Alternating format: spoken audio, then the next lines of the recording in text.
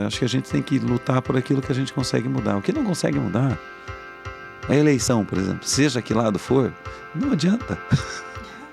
Vai ser o que ser e a gente tem que aprender a respeitar os dois lados. Segundo, a busca da excelência. Por quê?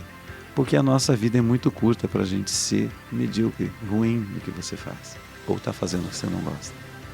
A vida é curta. Você tem que fazer uma coisa. Eu sou apaixonado pelo que eu faço. E o terceiro, que eu acho que é o mais importante de todos, que é o amor ao próximo. Porque se a gente, ou se não quiser chamar de amor, não quiser utilizar um termo religioso, que seja. eu respeito Compaixão, ao próximo, que é compaixão, que você... Empatia. Afinal, nós estamos todos no mesmo barco, né? Vamos ter o mesmo fim, né? Por que viver em ódio e coisas que não tem sentido? Sejam bem-vindos ao Mundo Real, mais um episódio aqui hoje de uma conversa muito legal, produtiva, algo diferente. E a gente sabe que é diferente, né, Vanusa? Porque... Muito. A gente já viveu isso. Já. A gente vai contar para vocês o que aconteceu, a gente já fez essa conversa. Então nós sabemos que a conversa vai ser boa, esperamos que seja melhor do que ela foi do né? que aconteceu da outra vez, porque não foi ao ar o programa exatamente porque nós tivemos alguns problemas técnicos. Então só que ela foi tão legal, tão boa, que nós insistimos muito para que ela acontecesse de novo.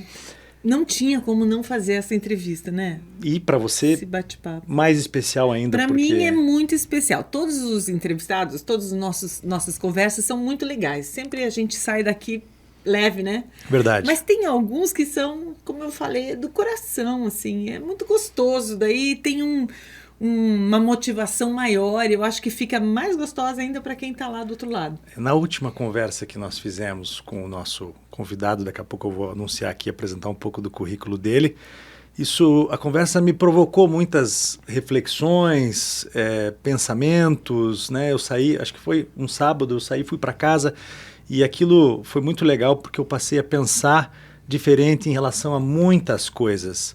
E eu espero que isso também aconteça com o nosso telespectador, com o nosso ouvinte. Vai acontecer. Lembrando que você que nos segue no YouTube, você pode clicar no se inscrever.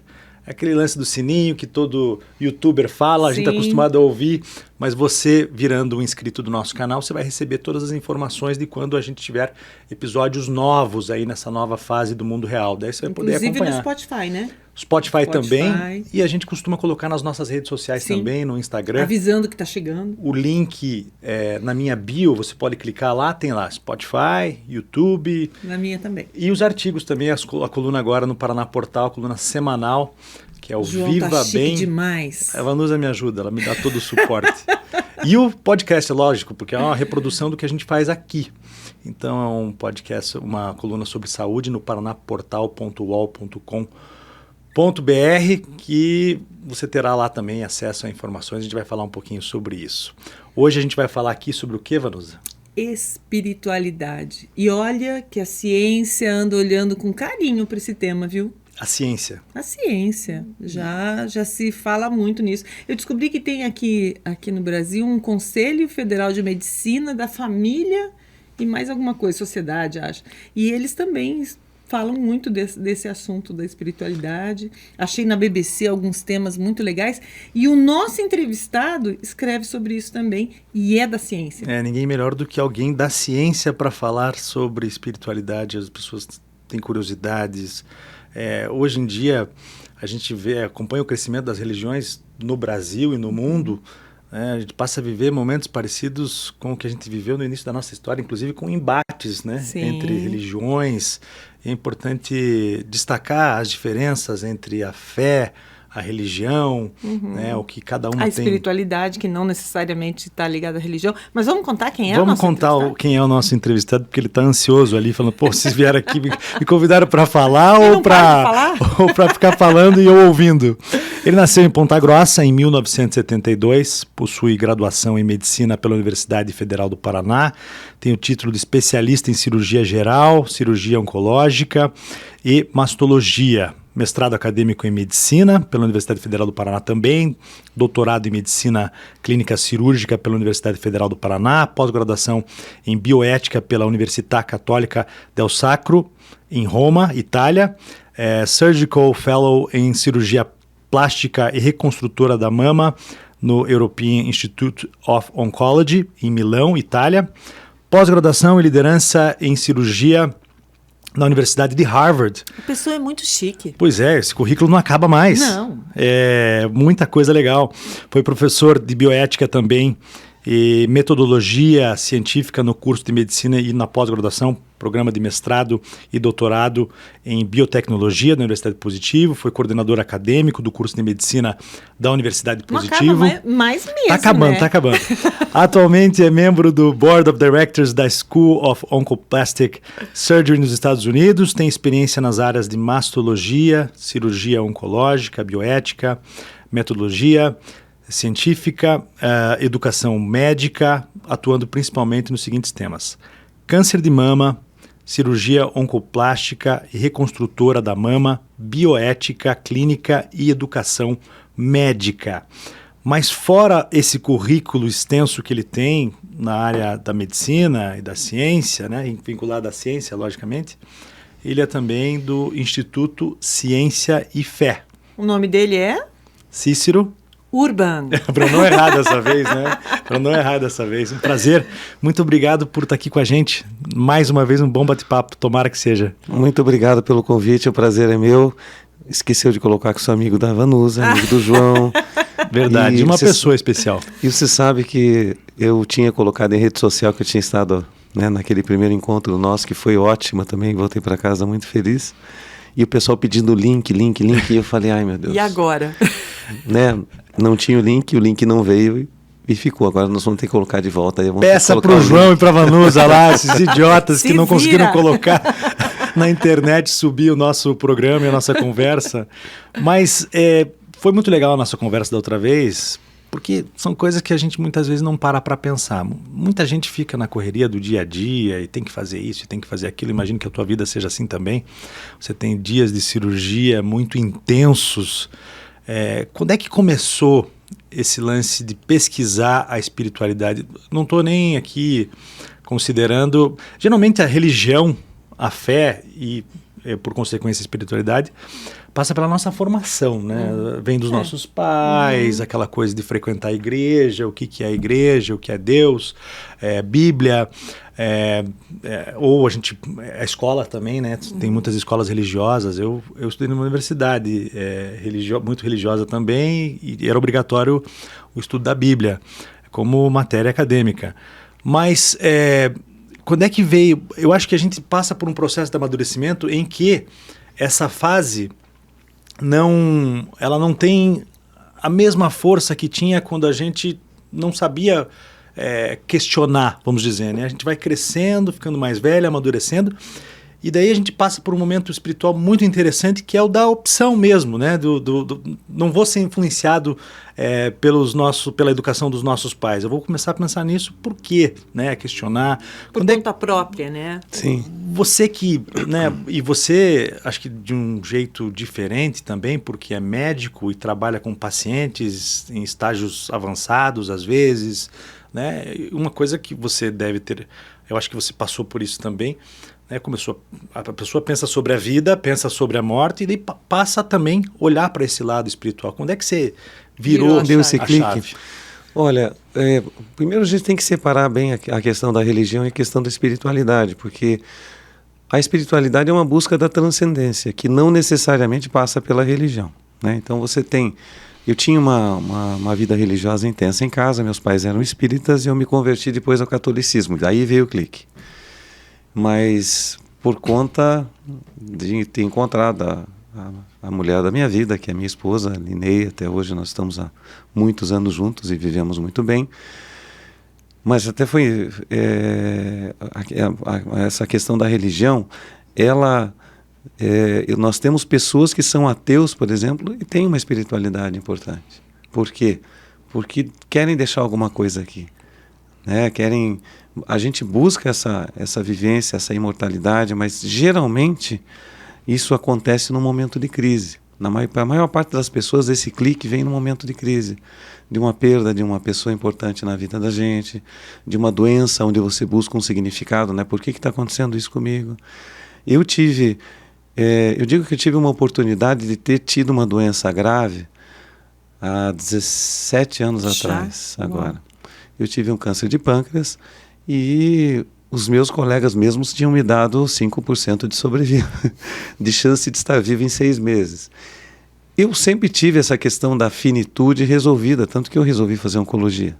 Fazer oncologia na época que eu comecei a fazer, né? Hoje não, hoje a oncologia é uma situação muito diferente, né? É uma das áreas dentro da medicina que mais se desenvolveram, tudo, mas na época realmente matava muita gente, né? Então eu tinha isso bem tranquilo dentro de mim, só que o que eu não queria sofrer. E aí que eu comecei a buscar esta situação. Quer dizer, o sofrimento, por exemplo, para algumas religiões, mesmo a religião católica, ele tem essa questão de como se você fosse uma depuração, uma forma de depuração, né? E eu nunca vi dessa maneira. Eu acho que o sofrimento não é algo a ser buscado, tanto que o médico, a nossa missão é aliviar o sofrimento, não é deixar a pessoa sofrer para que ela vá para o céu, né?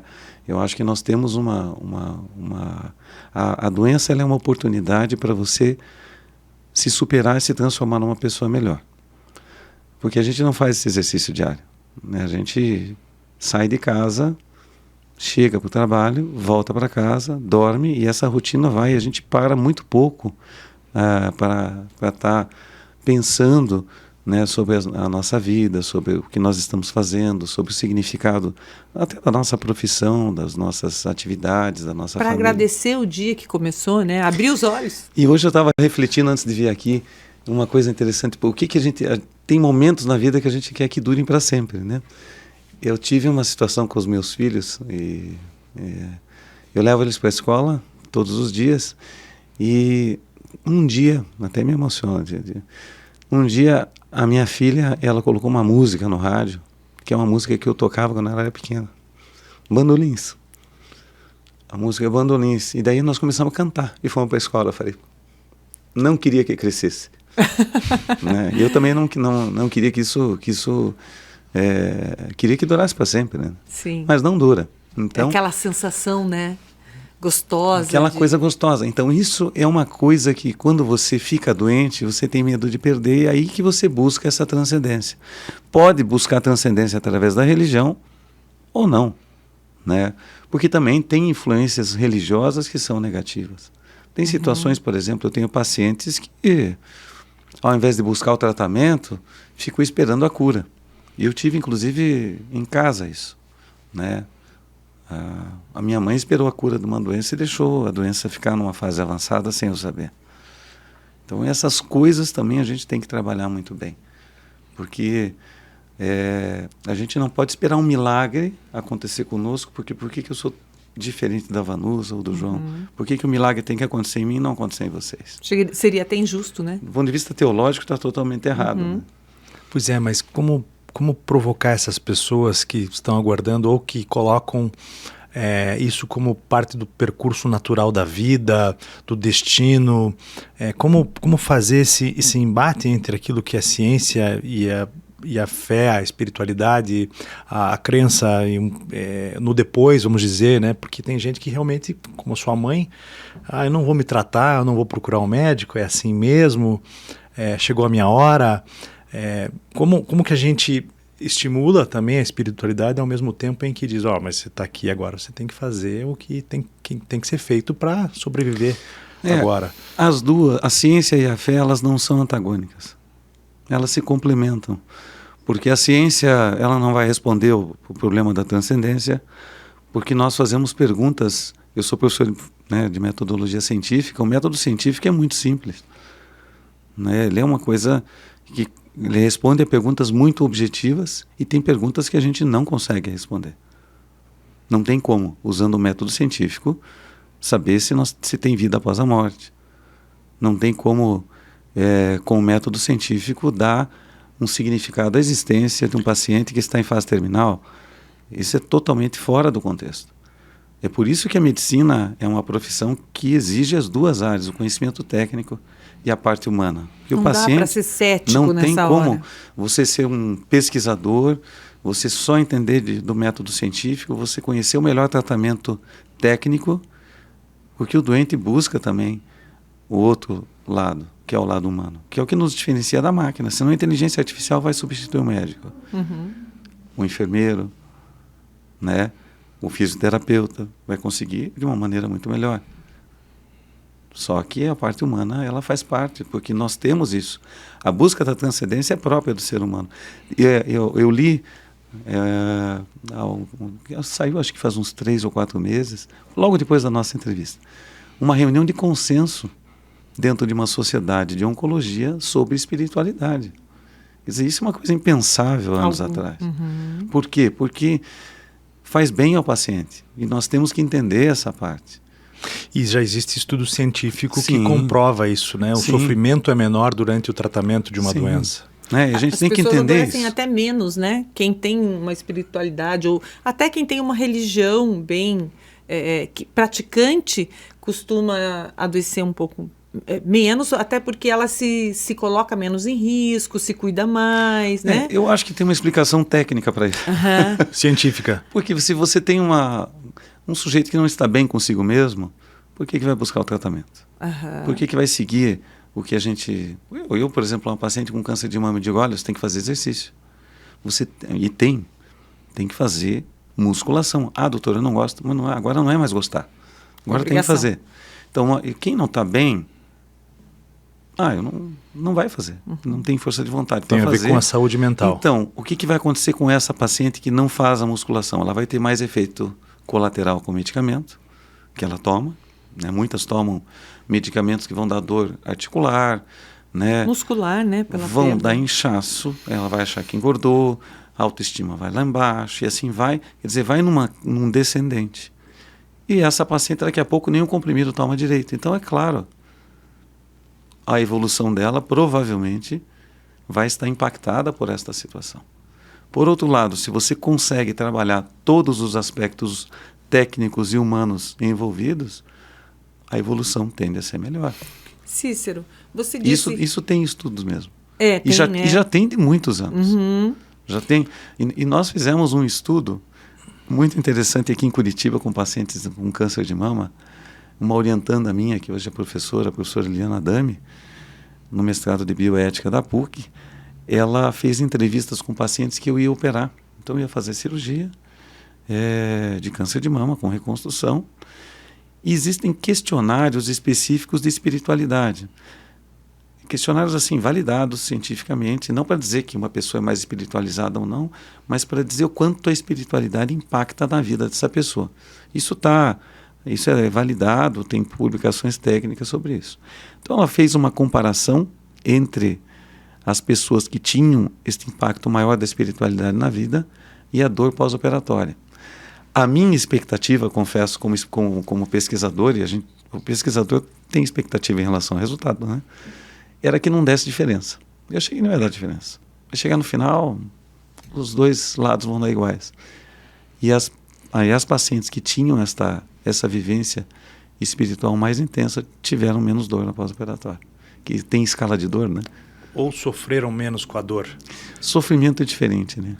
Mas não tem a influência do sistema nervoso também em relação à tranquilidade que a espiritualidade pode dar à pessoa, porque daí, aí sim, com não, menos nesse estresse, sentido, sim. Isso pode influenciar a dor também. Nesse sentido, talvez seja essa a resposta. A gente tratou desse assunto aqui sobre autorregulação durante o esforço físico, durante a atividade física com um fisiologista, um bate-papo que a gente fez no podcast também. E ele falava dessa questão do nosso da autorregulação e do controle das nossas percepções durante uma prova de corrida, por exemplo, e sobre os efeitos externos também, né? Se você, por exemplo, você pode não estar em um nível físico tão ruim, mas você pode ter tido um dia ruim durante uma avaliação, por exemplo, né, em que a tua pressão arterial vai aparecer mais alta, a tua sensação também, né, o desconforto durante a atividade será maior porque você brigou com a tua mulher, né, ou tua mulher brigou com você, que é mais o meu caso, assim, né, Vanusa? Ela está escutando? Com certeza. Mas outras situações podem ter um impacto também no nível de estresse. E a questão da espiritualidade, e a própria doença já traz um impacto forte, né, em que a angústia pode influenciar a sensação de dor dor, sem durante o dúvida. tratamento. Não, isso Já a sim. espiritualidade foco, pode né? acalmar. O foco que você coloca na dor, no problema, ele é como se reverberasse, não é? Pelo corpo, assim. Pelo menos já foi algumas coisas que eu li em relação a isso. Agora, o que eu queria saber é o seguinte, Cícero. Em que momento que teve virada da chave? Porque a chave que eu digo da ciência em relação à espiritualidade. Porque eu lembro quando eu era criança, cientista, não acreditava em Deus, não acreditava em nada que fosse, não só não acreditava, como não atribuía nada à espiritualidade daí no caso. Em que momento dessa nossa vivência aí dos últimos, sei lá, 40 anos, 30 anos, eu tenho mais que isso, né? Bem mais. Mas em que momento que isso aconteceu? Teve um momento de virada? Eu acho que isso sempre existiu, Vanusa, porque sempre teve esse embate, desde que quer dizer, o método científico começou no século XVI, né?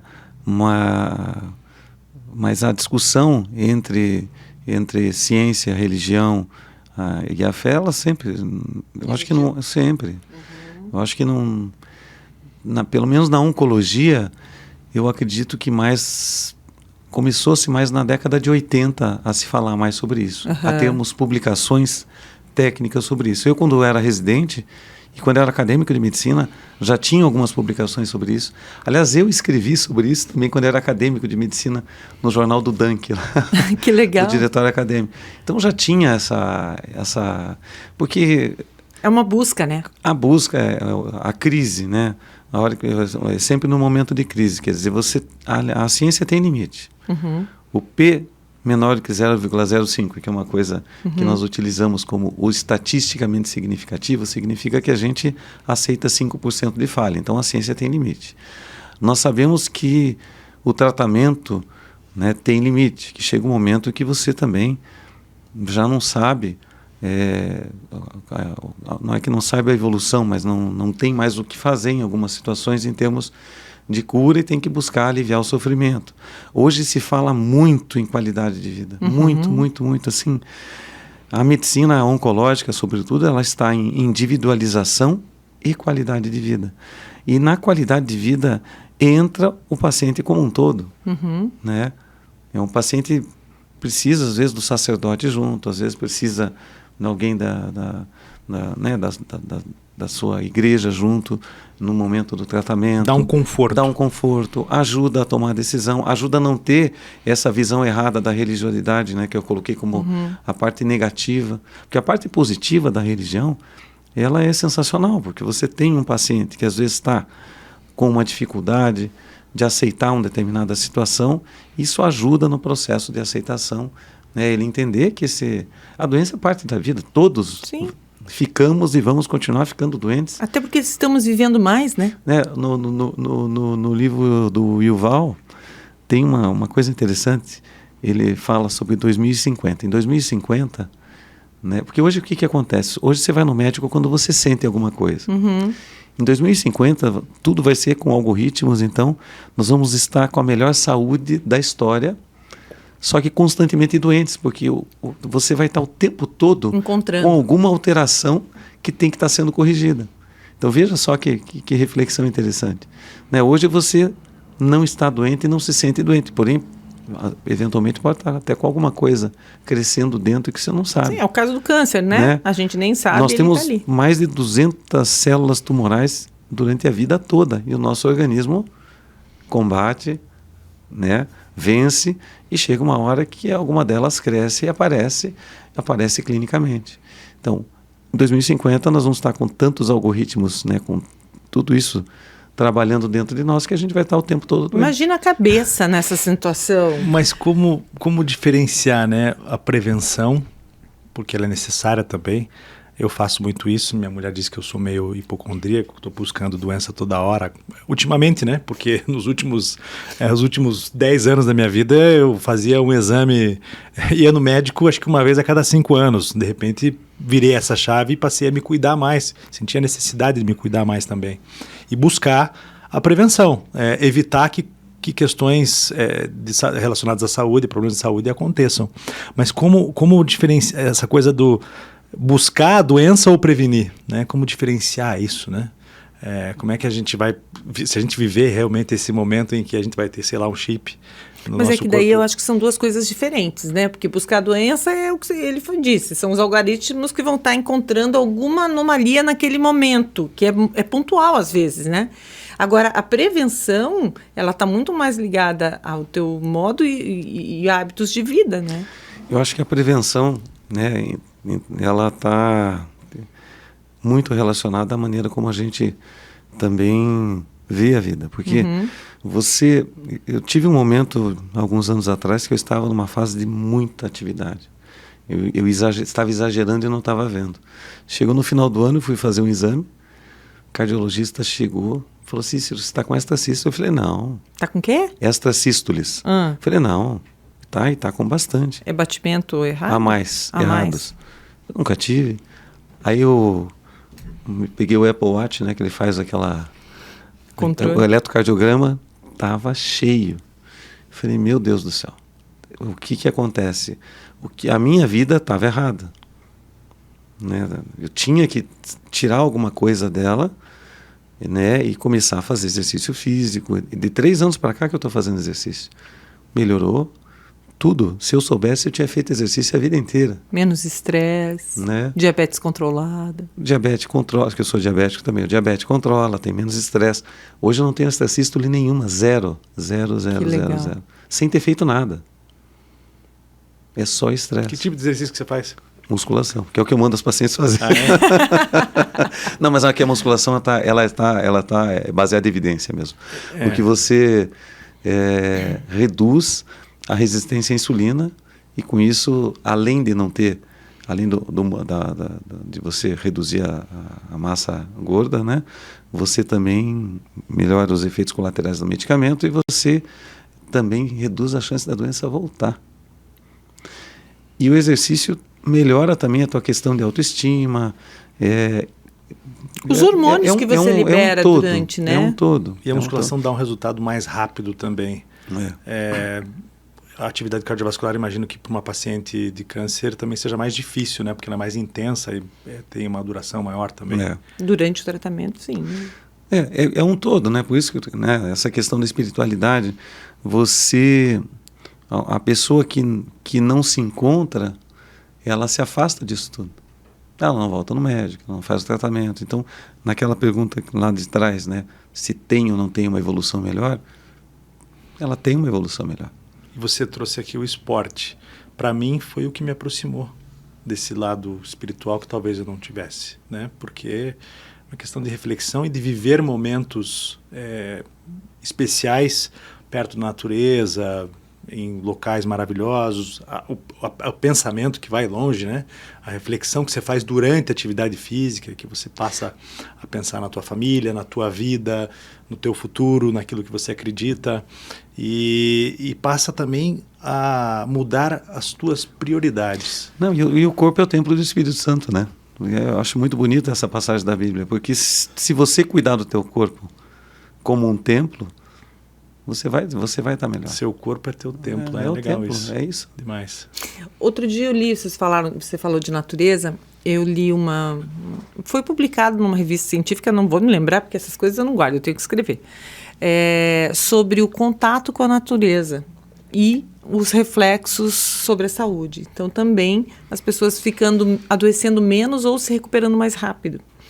Claro que ali não tratava de doenças mais graves, mas de qualquer maneira é interessante. 1h30 por semana. E pode ser tudo num dia só. Então esse contato já é também muito importante para você fazer essa prevenção, digamos assim, incluir nos teus hábitos, né?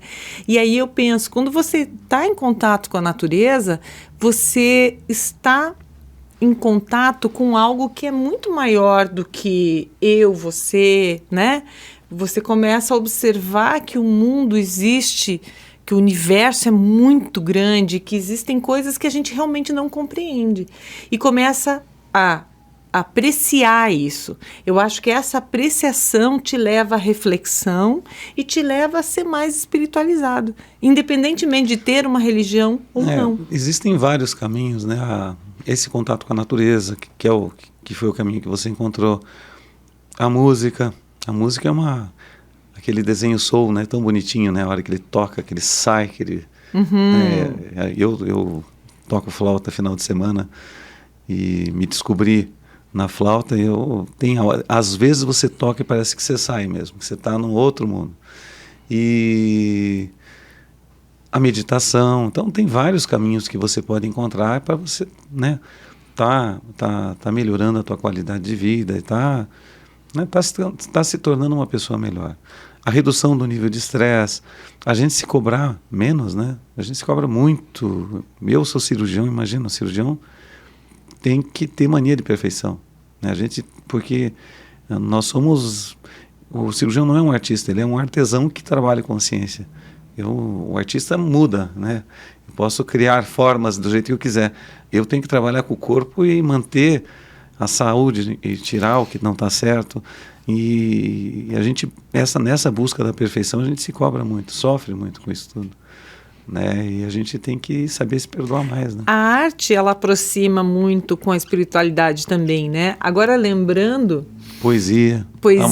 Estávamos falando de poesia, que a poesia transcende muito a palavra concreta ali, né? Aquela coisa da significação, e aí você começa a ver ter outras interpretações das mesmas palavras. E o conjunto delas acaba te levando a, às vezes, sorrir, às vezes ter uma outra emoção, e tudo isso eu acho que nos conduz a trabalhar a nossa espiritualidade, né? Mas ele falou de ser artesão, e uma vez eu presenciei num evento de médicos, que o Cícero era o organizador, né? Que eles fizeram uma escultura de mama. Olha a que ponto a busca por essa perfeição vem, né? E foi muito legal, né, Cícero? Foi uma coisa muito bacana. E ao mesmo tempo, o que eu observo, assim, ao mesmo tempo que é a busca por ter um resultado melhor lá no centro cirúrgico, é também uma maneira de você encontrar novas formas de fazer isso de um modo mais leve, mais suave, sem essa cobrança excessiva, né, de eu preciso ser o perfeitinho e tal. Mas aquela coisa, hoje eu fiz assim, mas amanhã eu posso fazer melhor. Sim, né? Sim.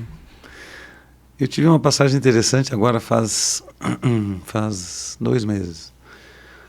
Eu tenho terror de altura, medo de altura, mas assim, impossível. É uma coisa muito mais forte, eu não conseguia racionalizar isso. E nós tínhamos umas passagens de antes da pandemia, tivemos que utilizá-las. Em setembro nós fomos para o Peru, para Machu Picchu. E eu estava preocupado com essa viagem, porque eu falei, cheguei até a ligar para vários amigos se era muito alto, né? Se tinha que passar em penhascos, e todo mundo dizia que sim, né? E eu falei, bom, no máximo eu chego lá e fico no hotel, né? E chegou um momento de subir, e eu olhei para onde nós tínhamos que passar e falei, acho que eu não vou conseguir. Aí alinhei, minha esposa falou, não, então a gente vai. Aí foi minha esposa, o meu filho, minha filha, e o casal que estava conosco também, deram as costas e começaram a andar, e eu fiquei vendo eles subindo, falei, eu vou ficar aqui. Eu vou. E fui, eu falei, agora vamos ver o que vai acontecer, né? Pois olha, subi e chegamos num dos templos do sol, e esse guia, uma pessoa muito espiritualizada, começou a nos contar o significado da cultura inca, da cruz inca, é uma coisa muito profunda. E quando eu me vi, eu estava lá em cima, numa altura que eu jamais imaginei que ia conseguir estar. Curtindo, e acho que não tenho mais medo de eu estar. Uau! Não vou para uma roda, uma montanha-russa, porque eu não gosto. Mas acho que até seria capaz de... Olha! Então você veja, na verdade foi uma terapia, né? Porque você... Foi vencer uma barreira, né? Então é isso que para mim foi, o acontecimento desse ano foi superar isso. Porque A gente já passou por tanta coisa na vida, já passou por doença, já aprender a operar, aprender a medicina, né? Aprender a vencer a timidez de estar aqui, por exemplo, falando com vocês ou falando em público, quebrar a barreira de línguas, que você também é outra coisa, né? Você vai falar em público em inglês, ai meu Deus, com a minha pronúncia. Daí quando eu tenho o italiano que fala antes do que você em inglês, daí falei, pronto, o meu inglês é melhor ótimo. que o dele, é ótimo. Então, mas são coisas que você tem que, né? Tem que passar, tem que enfrentar. Então, é isso que eu digo. Eu acho que essa transcendência, essa busca, ela realmente nos ajuda a nós nos superarmos e a nos tornarmos pessoas melhores. Né? Agora, quando a gente fala em busca pela transcendência, como nós poderíamos explicar isso para as pessoas, né? É ter um objetivo de vida, buscar um sentido para a vida? Seria isso? É buscar um sentido, é tentar deixar alguma coisa aqui, né? Isso não importa se você é uma pessoa mais simples ou é um gênio, porque uma mãe que cuida bem do seu filho, que dá uma educação, mesmo com as dificuldades que tenha, né? Uma pessoa com dificuldade socioeconômica, mas que deixou alguma coisa, ela quando ela está cuidando da sua prole, ela também já está exercendo essa transcendência, que é exatamente você ir além do físico, porque a transcendência é ir além do físico, né? Por isso que a religião, que é o ligar você a Deus, é diferente. Ela pode ser também o teu caminho de espiritualidade, mas a transcendência é além do físico, né? É algo que vai... E você, por exemplo, quando eu estou ensinando o meu residente a fazer um determinado tipo de procedimento, quer dizer, quando eu parar ou quando eu não estiver mais aqui, quando ela estiver fazendo as cirurgias dela, vai dizer, não, o Cícero fazia assim, esse ponto ele dava.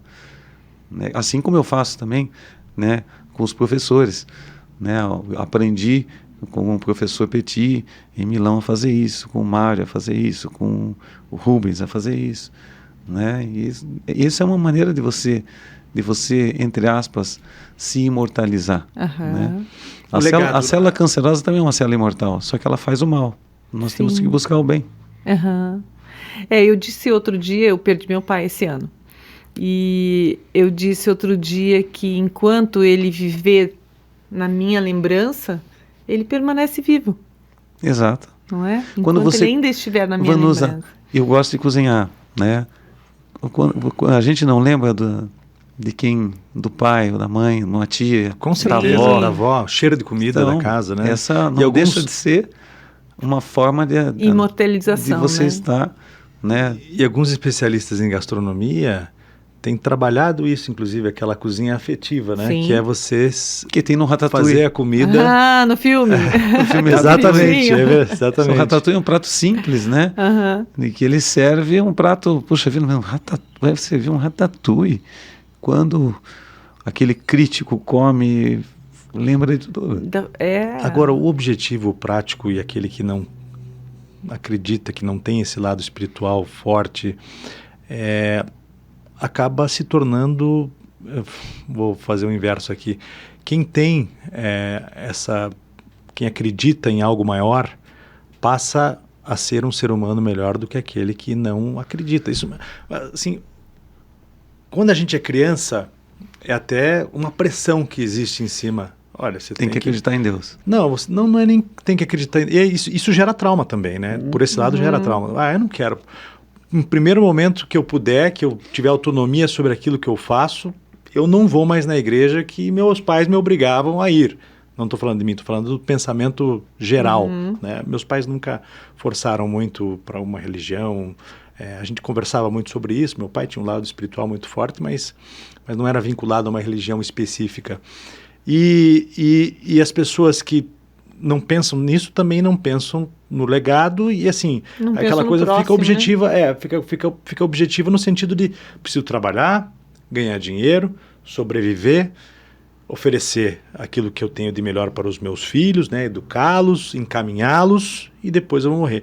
Agora deve dar um medo para quem não tem, para quem não acredita em Deus ou uma força maior, deve dar um medo enorme, né, na hora. Eu acho que vocês mesmos deram a resposta. Talvez não seja questão de acreditar em Deus ou ter uma religião.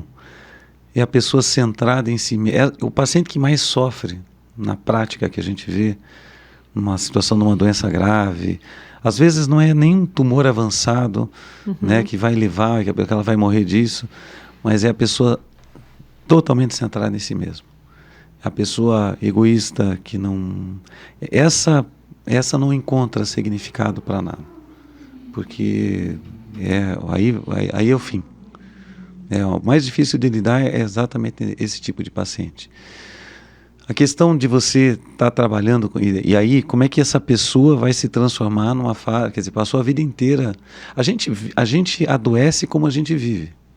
E assim como a gente morre, também como a gente vive. Quer dizer, a doença, se você tem uma vida, você tem muitos amigos, tem uma vida intensa, né?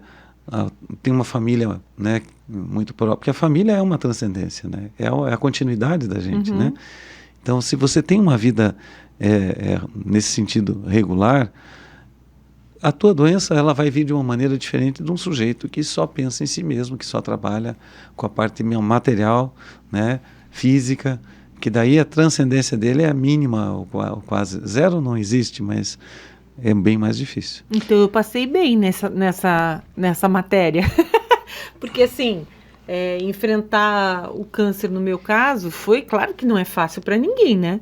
Mas assim, eu tinha momentos até que as pessoas diziam não caiu a ficha da Vanusa ainda.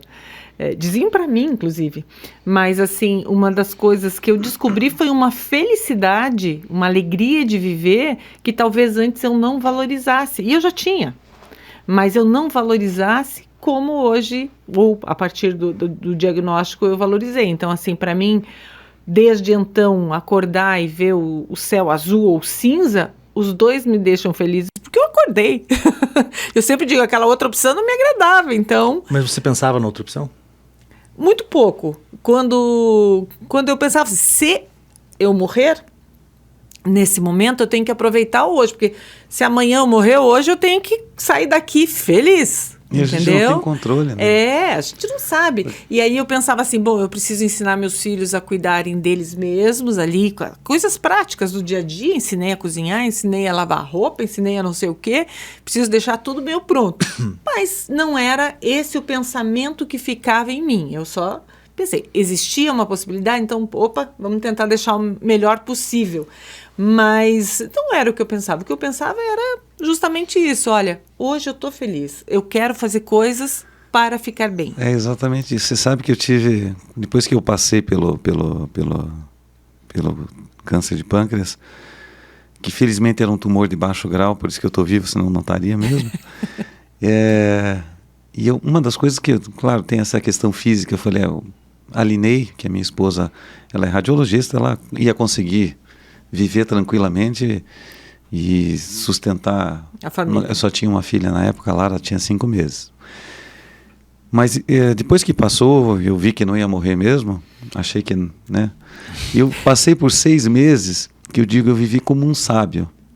Por 6 meses eu acho que eu consegui entender o que esses monges, porque as coisas menores já não me incomodavam, o que eu não conseguia mudar, eu também já deixei de me incomodar com coisas que no dia a dia você se aborrece. Então eu estava quase, né? Quase como um monge tibetano. O segundo aspecto que eu aprendi também, só que depois de 6 meses voltou tudo ao normal.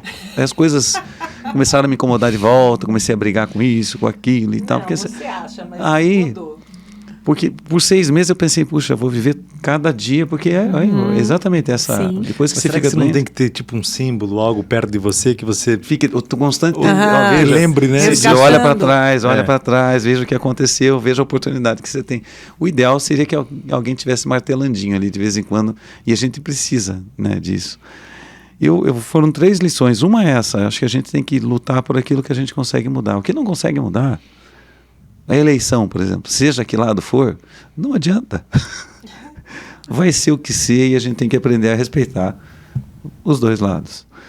Segundo, a busca da excelência. Por quê? Porque a nossa vida é muito curta para a gente ser medíocre, ruim no que você faz. ou está fazendo o que você não gosta. A vida é curta. Você tem que fazer uma coisa. Eu sou apaixonado pelo que eu faço. Estava falando para a Vanusa. Tem 2 noites que eu estou acordando às 3 da manhã porque eu estou num evento na Itália lá, falando online. Estou acabado, mas estou aqui hoje. Né? Se não, era mais fácil dizer, não posso, acabou e pronto. E vou sair daqui e ainda vou tocar flauta. Então a busca da excelência não é você fazer melhor para você ser melhor que o teu vizinho. É você ser melhor para você superar as suas próprias deficiências, dificuldades e tudo mais, como essa que eu contei de Machu Picchu. Para mim foi acontecimento do ano. Para mim, na minha vida pessoal.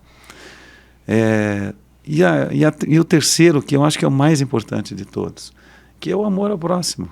Porque se a gente, ou se não quiser chamar de amor, não quiser utilizar um termo que é religioso, que seja. É o respeito compaixão, ao próximo, que é compaixão, que você... Empatia. Afinal, nós estamos todos no mesmo barco, né? Vamos ter o mesmo fim, né? Por que viver em ódio e coisas que não tem sentido, né? E nutrir esses sentimentos também. E esse sentimento faz mal.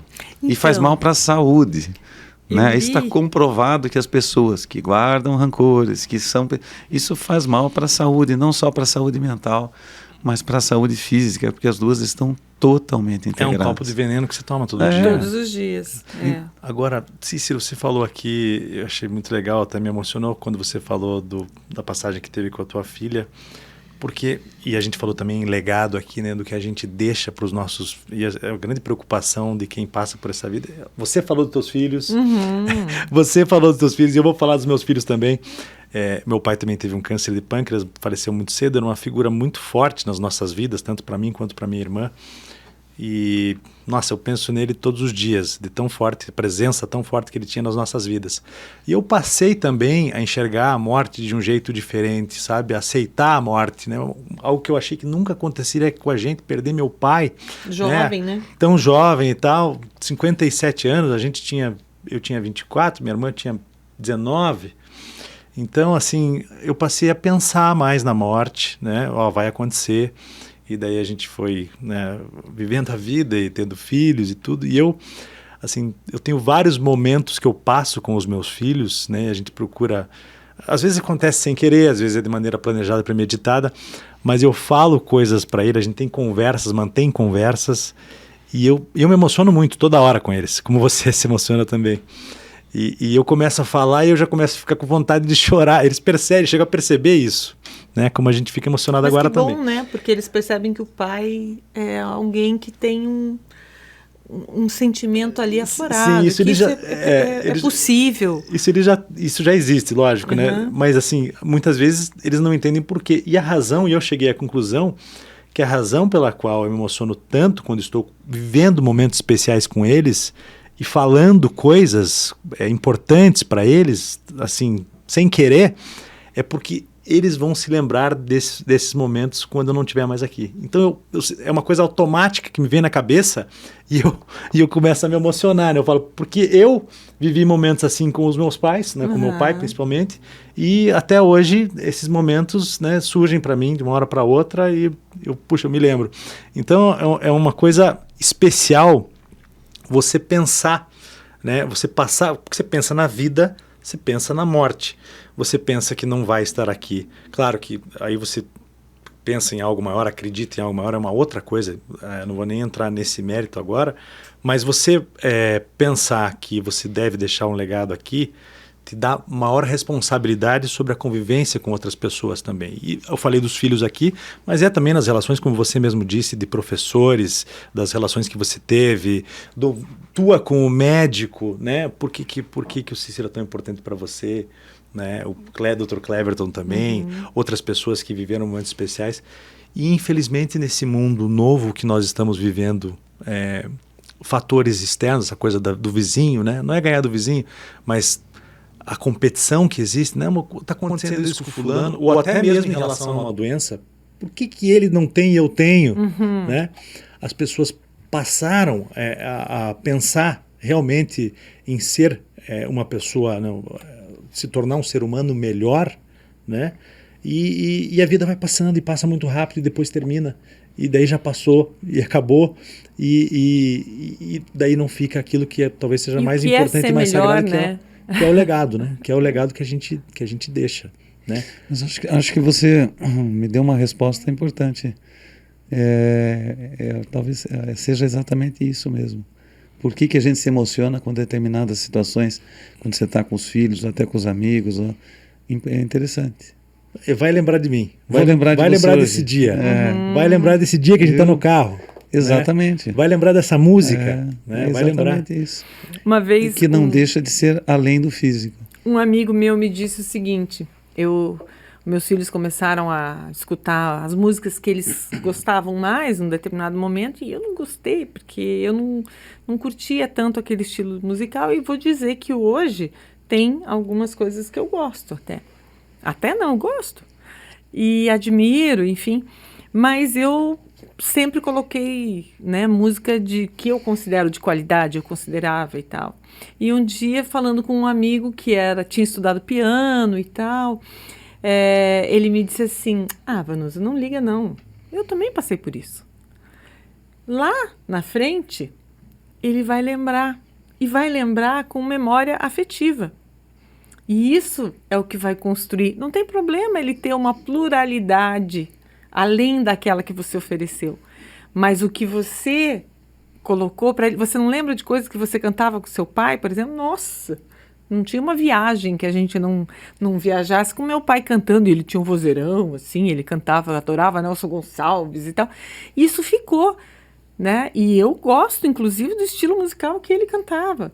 E aí vem de encontro com isso que vocês estão falando, né? Mesmo que em algum momento ele se distancie das coisas que vocês hoje vivem com eles, lá na frente eles vão voltar. E eu percebo isso, mesmo que às vezes os filhos, num momento lá da adolescência e tal, não queiram admitir, eles estão muito mais próximos da gente do que a gente às vezes imagina ou valoriza.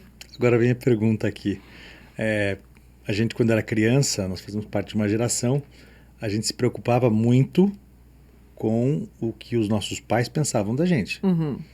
E agora que a gente está se preocupando com a percepção dos nossos filhos conosco. Sim. Será que é uma mudança cultural ou será que sempre foi assim? Eu acho que sempre foi. Eu acho que não. Porque o meu pai, assim, os pais, né, na época, eles eram mais autoritários, mais... Sim, né, determinavam... Mas queriam ser admirados, com certeza. Com certeza, por esse lado, sim. E também queriam ensinar. Claro. Talvez não sabiam como, muitas vezes, né? Era de um jeito sim, que mais traumatizava do que ensinava. Em educação, a gente trabalha muito com a questão das diferenças entre as gerações, né? E a relação deles com a autoridade é diferente da relação atual. Nossa, e a atual muito diferente ainda. Hoje você chega na sala de aula, o aluno te dá um tapinha às vezes nas costas: "Oi, professor", ou às vezes te chama de Cícero, né? Eu ficava falando: "Mas como Cícero?" E essa barreira, né, que os nossos pais tinham com a gente e a gente tinha com eles, você só quebra a partir do momento em que você entende como é o comportamento deles. E aí você consegue entrar no mundo deles. E aí você consegue colocar os valores que você quer ensinar, que você quer deixar. Porque se você mantiver a barreira, eles simplesmente vão passar e vão ter... Que a comunicação a comunicação minha com os meus filhos é totalmente diferente do que era com meu pai. Meu pai, eu não tinha um monte de coisa que eu não podia contar para ele. E a gente carrega isso conosco. Então, né? Tem muitas vezes... Você tomava bebida alcoólica escondido, fumava escondido, né? E um perigo, né? Porque você estava solto, né? Se você hoje a minha filha, quando deu o primeiro selinho... Nem me fale. Não, eu estava fora do país. Estava fazendo um FaceTime com eles. E daí a minha esposa falou assim: "Amor, a Lara tem uma coisa para te contar." Eu falei: "Ai, meu Deus." Eu ia voltar depois, no dia, eu estava no Kuwait, eu ia voltar 2 dias depois, já está em casa. E daí ela: "Papai, eu dei meu primeiro beijinho." Eu falei: "Meu..." E agora eu não sabia o que fazer. né? Se eu falei, será que ela estava na idade ou não? Mas assim, o fato dela contar significa que... Lindo! E ela... Eu acho Legal, lindo é isso. legal. né, que ela Uhum. assim, ela confia em você, ela sabe que você não ia ter uma reação, né, agressiva em nada, e no fim, tudo, né, que a gente tem uma confiança nesse sentido, tanto deles com a gente, tanto com a gente com eles, a gente também, né, pede desculpa quando erra, os nossos pais não faziam Não. isso, né, então você tem essa, eu acho que em Leva alguma... bronca. Leva bronca, nossa, né? Então, Pai, você tá 10 minutos atrasado. mas pra me assim, buscar. imagina que eu ia dizer uma coisa dessa pro meu pai, né? Agora, do ponto de vista espiritual, isso é uma evolução. Mas sem dúvida, sem dúvida. Mas na própria questão da educação, a gente tem que trabalhar isso também, porque senão você fica com essa, porque o aluno hoje não respeita, porque não sei o quê. Às vezes você tem que entrar no universo deles e entender como eles estão e como eles, né, reagem a determinadas situações, porque enquanto os ídolos, por exemplo, o ídolo do meu pai era o Frank Sinatra, o deles é o Mark Zuckerberg. São pessoas totalmente diferentes, né? Então, enquanto um tinha medo do chefe, o outro questiona, né? Mas questionar não está errado. A única coisa que não pode ter é uma situação de que, né, de desrespeito, ou de que não tem... A hierarquia, ela existe, né? E eles têm as obrigações deles. Mas a gente tem que tratar a de um hierarquia jeito existe. diferente. Eu tenho chefe. Eu escutei o Marcos Mignon, que ele expõe a família de uma maneira legal, né? Eu acho. Ele dizia isso, que os pais hoje querem ser amigos dos filhos, mas não pode ser um amigo. Não, ele dizia assim, você pode ser amigo, mas não é o amigo igual o colega lá de festa e tal. É o amigo que conversa. É o amigo que impõe limites. É o amigo que ensina o respeito. Né? Mais ou menos nessa linha. Eu achei muito interessante. Essa questão do jeito é fundamental, né? De você saber como se comunicar com os teus filhos. Porque esse modelo autoritário, e nós aprendemos com ele, porque era o modelo utilizado pelos nossos pais. E às vezes a gente repete. A gente carrega, né? a gente repete. Mas eu combinei lá em casa com a Paola agora, que pensa completamente diferente de mim em relação a muitos aspectos. Ela é muito mais tranquila, muito mais serena. E mais coração, inclusive, na hora de agir, até para disciplinar, dela me lembrar isso. Opa, você está sendo daquele jeito, que é o jeito que era o meu pai comigo, né? Eu não estou sendo eu estou sendo meu pai, né? É o jeito que a gente aprende, sabe? É o jeito que a gente aprende. Então, essa provocação é interessante para a gente falar, peraí então, né?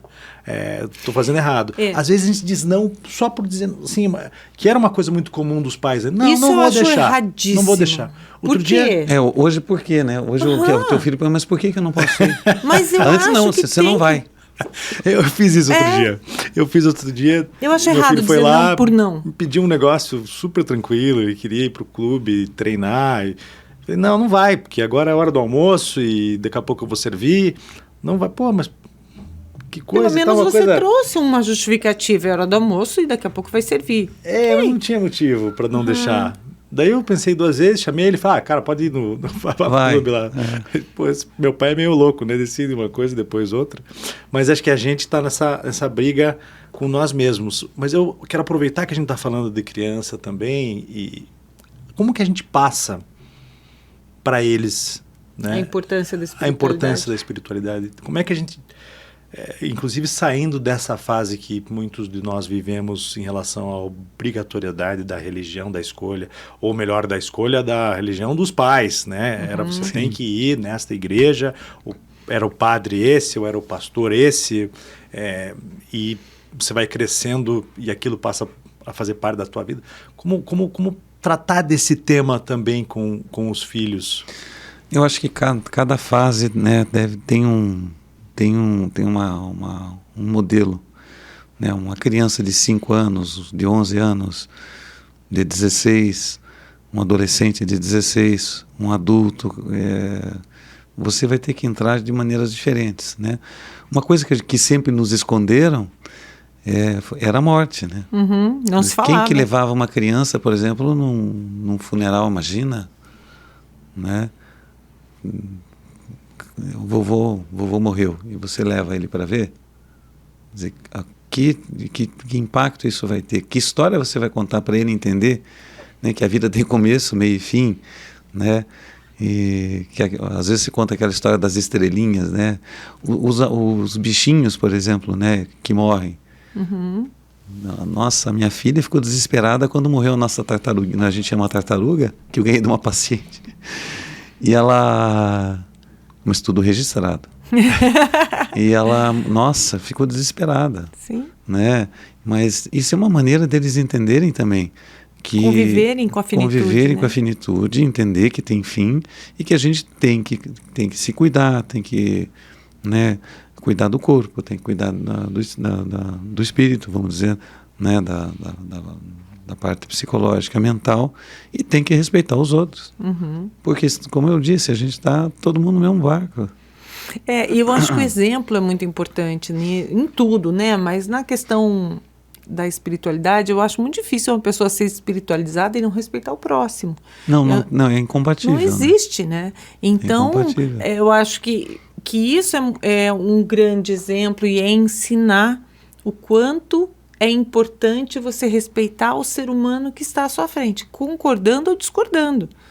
Então, gostando ou não gostando, às vezes eu posso não gostar de alguém, mas eu preciso respeitar e eu preciso entender que é um ser humano que merece ter a vida valorizada, por exemplo, né? Então, eu acho que esse exemplo é muito importante. O que para mim é um grande desafio ainda é, com esse mundo de liberdade, né, que nós vivemos, um mundo onde a liberdade é muito mais valorizada, você dá o exemplo, você ensina, mas às vezes eles também são manipuladores, os filhos, né? Sim. É muito interessante para eles serem do contra em algum momento, porque aí eles vão criar um atrito que vai fazer com que você interfira menos na vida deles, porque você não quer confusão, você não quer esse atrito.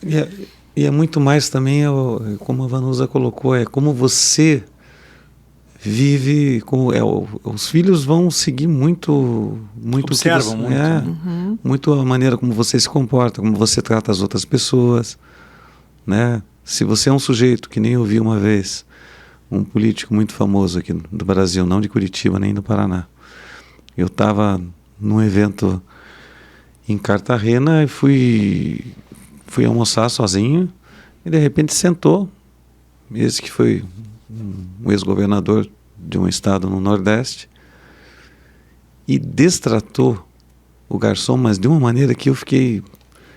acho que ele nem sabia que tinha um brasileiro do lado. Eu falei, meu Deus do céu. Vergonhoso. Que vergonha, né? Humilhou o garçom assim de uma maneira que... Quer dizer, se você faz isso na tua vida, como é que você imagina que o teu filho, a tua filha vai ser diferente? Ele aprendeu a fazer assim, ele vai estar tratando as outras pessoas com esse mesmo, só porque são pessoas simples, ou porque atrasou, porque cometeu. Uhum. Então, é muito de como você é e como você faz. É por isso que quanto mais a gente, né, trabalhar em termos de melhoria para todos, a sociedade fica melhor, que é um dos argumentos da liderança, né? A liderança é uma ciência. Para você ser um líder, você não é um líder porque todos te admiram, porque todo mundo acha que você é o melhor e só você faz por você. O líder é o que faz pelos outros, né? A hora que eu me sinto feliz de ver o programa do João, da Vanusa, fazendo sucesso, né? E eu ter ajudado nesse sucesso, excelente. Uhum. Agora, é diferente de eu pensar que só tem que ser eu, né? Eu trabalho numa equipe. Se na equipe só fosse eu, né, posso até ser dentro da equipe a pessoa que mais fala para fora, mas eu sempre estou colocando e ajudando os outros também, no sentido de crescerem nos seus campos, nas suas áreas, porque senão... E valorizando que também senão eles, chega, né? No final, por que alguns não conseguem montar um time, não conseguem montar uma equipe? Porque são centrados. A hora que você, centrados em si mesmo, a hora que você trabalha para o outro, que não deixa de ser uma transcendência, e você vai ver e se sente feliz com o sucesso do próximo, você está construindo uma coisa melhor. E em casa é a mesma coisa, né? A gente tem que estar também trabalhando com os nossos filhos no sentido de que eles, se você criar eles para eles só, a consequência vai ser um sujeito frustrado, né? Infeliz, egoísta. É difícil. E que legal você, né, ver o progresso, as pessoas se esforçando, as coisas dando certo. Você faz um bem danado isso para você também, né? Muito mais. Eu vivi no ambiente político e eu sentia isso também, sabe? Eu ajudava, eu gostava de ajudar. Não era essa concorrência, as pessoas ficavam até meio assustadas. Não, esse cara tá querendo me passar para trás aqui, por isso que ele tá querendo eu o próximo dele. Não, era uma coisa que eu achava que isso não afetava o resultado final das coisas, como acho também em relação aos negócios também, a própria concorrência de mercado. Eu acho que tem espaço para todo mundo. Eu acho que o crescimento de todos cria um ambiente cultural também que pode ser adequado e propício para o crescimento de todas as empresas, do conjunto, e me faz bem, eu acho que deveria fazer, as pessoas tinham que pensar mais nisso. É um pensamento muito pequeno, né? Muito restrito, limitado, você pensar, não vou, as pessoas têm medo até de conversar, dividir o que eu sei. Até de conversar, exatamente, dividir, não, isso aqui é informação minha, né? Eu não vou passar para ninguém e tal, porque... E daí, cara? A vida vai passar, você vai morrer, e daí, cara? Cícero, né? E quem assistindo ou ouvindo a gente pensa assim, puxa, eu queria ser mais espiritualizado, independentemente de religião, o que você sugeriria para essas pessoas? O que dá para essa pessoa fazer para ela se sentir mais feliz com essa característica dela? Eu acho que essa é uma reflexão muito, muito profunda, né, Vanusa? Porque essa é uma transformação, que nem você perguntou lá atrás, tem um clique. Para a maioria das pessoas, o clique é uma crise, é um momento difícil, uma perda, mas acho que a leitura, as boas amizades, né, são coisas que você vai construindo ao longo da vida. Existem muitos... Hoje nós temos uma infinidade de livros e palestras e coisas que podem estar te estimulando a você se aprofundar nisso e melhorar. Mas eu acho que é um aprendizado para a vida inteira, né? Sim. De uma vida, porque você constrói isso durante a tua vida. A minha história não é a mesma sua, não é a mesma do João, né? E... Só eu sei os traumas que eu carrego, os meus erros, as dificuldades, e a serenidade que a gente tem e que vai adquirindo, ela vem das experiências vividas, né? Não tem, eu acho que não tem uma fórmula mágica. Né? Para mim, eu acho que talvez o voluntariado possa ajudar. O que eu posso dizer isso que eu entrar não na questão do voluntariado, mas de você ajudar o próximo, né? A base de tudo é o respeito ao próximo, que é o que a gente está perdendo. Que é o conhecimento da realidade, que não é a sua realidade, que a sua realidade não vale para esses dias, a realidade de todos. Eu vi, não vou contar onde, mas pais brigando por causa de um jogo de futebol dos filhos. Cara, mas eu vejo no vôlei das minhas filhas... Eu falei, mas meu Deus do céu, gente... Teve um pai lá que surrar o juiz e o técnico do time. Elas têm 12 anos. Exemplo, hein? Elas têm 12 anos. Então, começa por aí. Quer dizer, a gente tem que aprender a respeitar o próximo, né? Porque todos nós temos o direito de existirmos e de termos opiniões divergentes. Começa por aí. E a partir dessa situação é que vem todo o resto. A ética, a base da ética não está em Deus, a base da ética está no respeito ao próximo. Senão, um sujeito sozinho numa ilha deserta não precisa ter ética. Está sozinho. Aliás, não precisa nem respeitar. Tem que respeitar o meio ambiente só por causa da subsistência dele. Mas assim... A partir do momento que tem o meu próximo, eu tenho que rever isso tudo, né? E é o que nos diferencia dos animais, né? Porque o animal pensa só na sua própria... né? Vive dentro daquele contexto só da sua própria existência, de alimentação. não tem noção da sua finitude. A espiritualidade começa a partir do momento em que nós nos damos conta que somos finitos, que um dia isso tudo vai acabar. Através da nossa vulnerabilidade, entendendo ela, entendendo a vulnerabilidade do próximo também, é que você vai, né, criar um ambiente melhor de vida para todos, né? Uhum. Deixa eu te fazer uma pergunta, a gente está terminando aqui, já passamos do nosso tempo de podcast, mas a gente... Estou perdendo a aula de flauta. Não quero que você perca a aula de flauta, mas que passou batido. Você falou que a ciência não comprova absolutamente nada relacionado à fé, né? A um mundo depois da morte. E esses estudos aí que apresentam, por exemplo, quando uma pessoa morre, que ela fica mais leve, que é o peso da alma, documentários que falam de testemunhos de quase pessoas morte, inclusive. Quase morte, né? Procede isso? Qual é a tua visão? Você deve estudar mais o assunto. Uma vez nós fizemos um simpósio, foi uma manhã no Instituto de Ciência e Fé sobre a experiência de quase morte. Então chamamos um padre, chamamos um espírita e acho que tinha um budista também. E fizemos uma reflexão sobre isso. Existem alguns estudos, mas assim, se formos aplicar o método científico clássico, a gente não vai conseguir trabalhar com isso. O que a gente consegue, sim... Mas essa questão do peso da alma, existe isso ou não? Pode ser outra coisa? Que perde acho que 2 quilos, logo quando morre, desconhece. Não sei te dizer isso. Tá. Eu sei que existem situações, né, da visão do túnel, né, do sair do corpo. São da história passando. Exato, da história passando.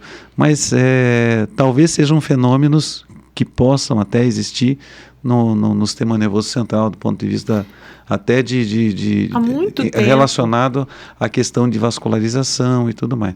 O que eu digo é assim, uma coisa que me traz uma paz de espírito muito grande, já que a gente já está terminando, é o ladrão do lado direito de Cristo na cruz, que foi perdoado no último minuto. Então, eu acho que assim, por mais que nós tenhamos uma vida difícil, eventualmente cometamos os nossos erros, se ele foi perdoado no último minuto, eu tenho esperança. Tá bom. Tá bom.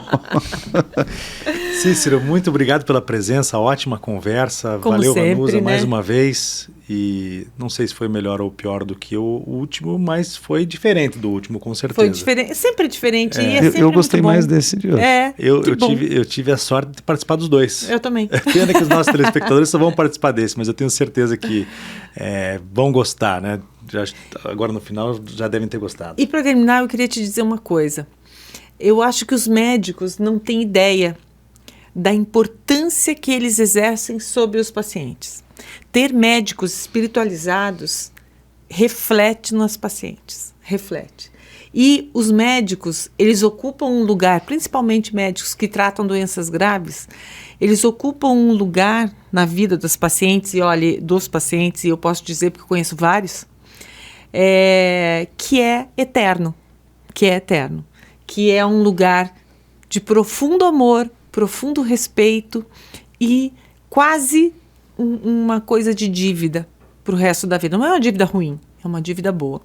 Então, ter você aqui hoje faz parte desse meu momento, porque você é um dos meus médicos que me trouxe isso, né? Eu tenho muita sorte de ter tido médicos fantásticos em todos os momentos da minha vida, desde a ginecologista, ao dentista, sabe?